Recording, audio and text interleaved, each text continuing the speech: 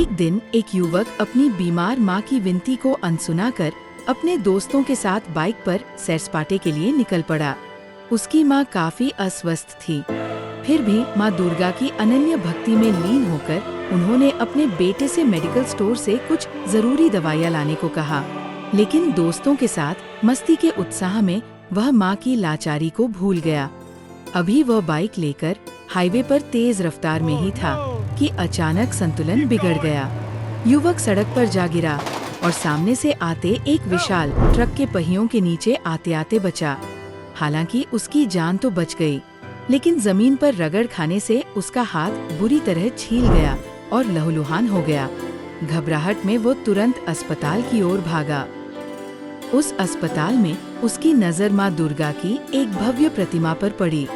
ठीक उसी क्षण उसे माँ की वो बात याद आई जिसे उसने नजरअंदाज कर दिया था। दवाइयाँ लाने की वो छोटी सी गुहार।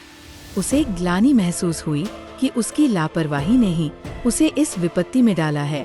अपनी गलती का पश्चाताप करते हुए वो तुरंत मेडिकल स्टोर पहुंचा और माँ के लिए दवाइयाँ खरीदी।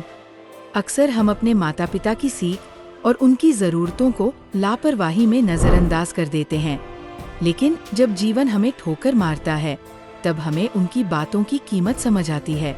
यह उसकी माँ के अखंड उपवास और माँ दुर्गा की भक्ति का ही प्रताप था, जो वह मरते मरते जीवित सुरक्षित वापस लौट आया। जय माँ दुर्गा।